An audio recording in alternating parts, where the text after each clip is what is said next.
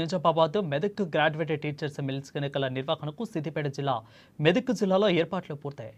Graduates teachers polling కేంద్రాలలో ఓటు హక్కు వినియోగించుకునేందుకు ఎన్నికల అధికారులు ఏర్పాట్లు పూర్తి చేశారు.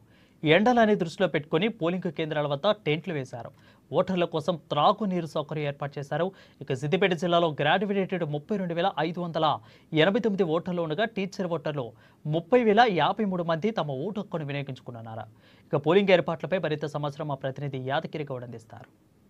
మెదక్, ఆదిలాబాద్, కరీంనగర్, నిజామాబాద్ సంబంధించిన పట్టభద్రుల ఉపాధ్యాయ ఎమ్మెల్సీ ఎన్నికలు రేపు ఉదయం 8 గంటలకు ప్రారంభమై సాయంత్రం 4 గంటల వరకు కూడా పోలింగ్ ప్రక్రియ కొనసాగనుంది. కాబట్టి ఇప్పటికే అధికారులు పోలింగ్ కేంద్రాల వద్దకు ఎన్నికలకు సంబంధించిన సామాగ్రి కూడా తీసుకొని వారి కేంద్రాలకు కూడా చేరుకోవడం జరిగింది.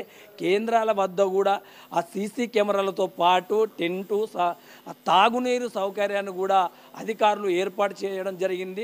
ఓటర్లకు కూడా ఎలాంటి ఇబ్బందులు కాకుండా, ఆ ఎండాకాలం ఉంది కాబట్టి ఇబ్బంది కాకుండా టెంటు సౌకర్యాలు కూడా ఏర్పాటు చేస్తూ ఉన్నారు.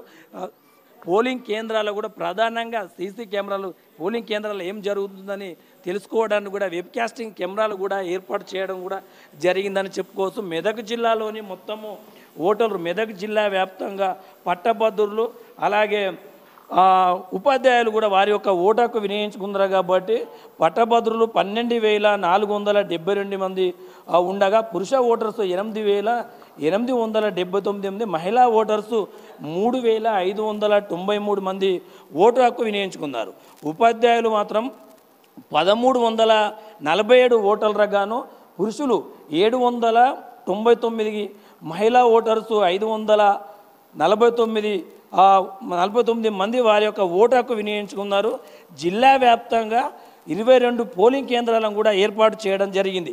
అలాగే సిద్దిపేట జిల్లా చూస్తాము. సిద్దిపేట జిల్లాలోని పట్టభద్రు ఓటర్స్ వచ్చేసి 32,589 ఓటర్ల గాను పురుషులు 21,587, మహిళా ఓటర్సు 11,002 మంది ఓటర్సు కూడా వారు ఉండడం జరిగింది. వారు కూడా వారి ఓటు హక్కు వినియోగించుకున్నారు.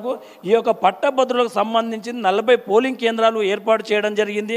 ఉపాధ్యాయ ఓటర్స్కి వచ్చేసి 3,052 మంది ఓటర్స్ గాను పురుషులు 2,020 మంది, మహిళలు 1,192 మంది.